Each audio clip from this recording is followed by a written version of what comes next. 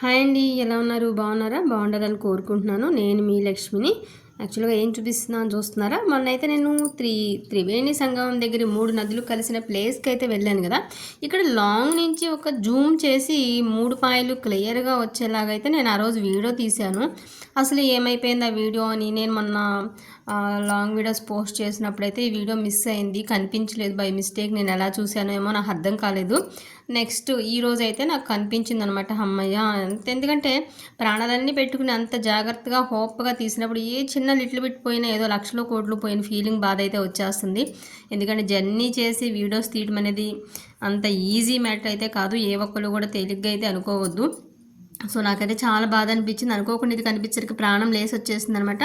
మీరు ఒక్కసారి కనుక ఈ వీడియో మొత్తాన్ని కరెక్ట్గా అబ్జర్వ్ చేస్తే 3 పాయలు ఆ మూల నుంచి ఈ మూల నుంచి 2 అండ్ ఎనదర్ సైడ్ ఇదనమాట. 3 పాయలు క్లియర్గా అయితే ఇలా వస్తూ ఉన్నాయన్నమాట. అసలు రియల్గా అలా బ్రిడ్జ్ మీద నుంచి చూస్తుంటే ఎక్సలెంట్ అంటే ఎక్సలెంట్ అనిపించింది నాకైతే.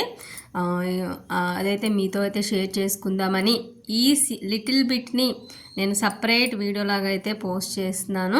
ప్లీజ్ వాచ్ చేయండి, అలానే కష్టాన్ని గుర్తించి లైక్ చేయండి. చూసిన వాళ్ళు లైక్ చేయటం లేదు. లైక్ చేయటం వల్ల ఇంకొంతమందికి రీచ్ అవుతుంది. Please, thank you all.